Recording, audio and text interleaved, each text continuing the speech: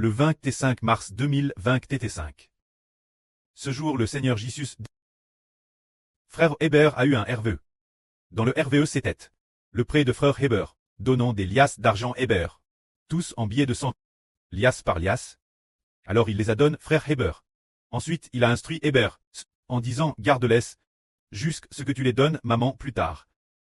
Puis le RVE s'est terminé, disant de les confier, la garde de frère Heber, jusqu'à ce que plus tard, il soit remis maman. En fait, le preux dans le RVE est le Seigneur Jésus-Christ. Quand maman cesse le royaume des cieux. Quant aux liasses d'argent, remise frère Heber. Cela se effraie aux gens. L'argent symbolise ceux qui ont la vie éternelle. Le Seigneur va confier beaucoup de gens ayant la vie éternelle.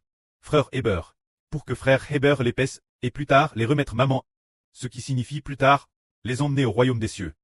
C'est un tel mystre. C'est merveilleux. Le Seigneur Jésus a spécifiquement travers ce genre de vision nocturne, fait comprendre Heber, que le Seigneur Heber gagnera beaucoup de gens, qui l'avenir viendront de ce que le Seigneur Jésus-Christ a confié frère Heber.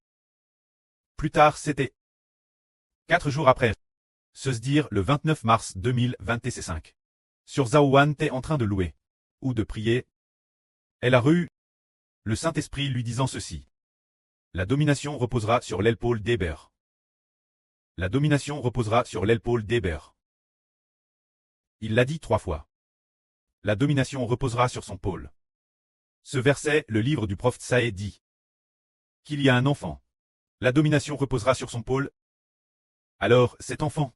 Maintenant, nous savons que c'est vraiment frère Heber. Non seulement le prêtre a fait comprendre frère Heber, mais a aussi permis sur Jaouan de le recevoir personnellement. La domination reposera sur l'épaule de frère Heber. Enfin, ce moment-tel, c'était nos jours de Yéné de 10 jours. Ce qui est merveilleux, c'est que, sur Zaouan a reçu, la domination reposera sur l'épaule d'Heber. Le lendemain de cette parole, ce moment-tel pendant ces 10 jours, frère Heber n'avait pas contact sur Jaouan, ni contact les frères et sœurs. Il se concentrait sur la prière, et se concentrait sur le jeûne. Le lendemain de ce jour, frère Heber a hervé que frère Heber devenait empereur. Devenant empereur, alors il a tendu son territoire. Les terres s'étendaient continuellement. Tout comme Qin Shi Huang.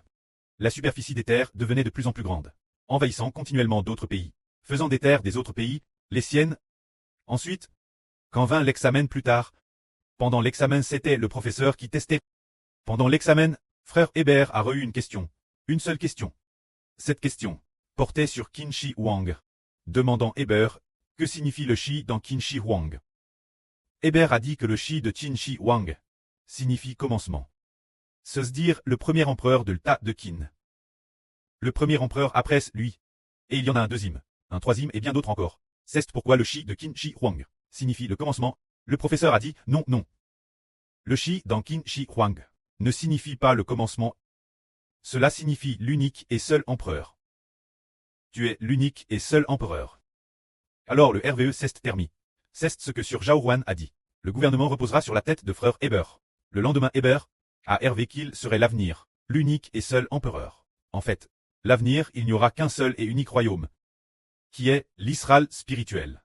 Frère Heber a reçu le roi des rois, et le nom de Seigneur des seigneurs. Cela a justement accompli la prophétie biblique, disant que le gouvernement reposera sur ses pôles. Puisque le pré adonne sur Jaouan, et aussi frère Heber. Sur Jaouan, c'est le Saint-Esprit qui lui parlait. Frère Heber c'était l'enseignement d'un professeur en RVE, il a aussi hervé que la superficie de son territoire s'larguissait continuellement, ce qui symbolise aussi qu'ensuite, les enfants de l'Israël spirituel se multiplieront. Que la gloire soit auprès et au Seigneur. Amen.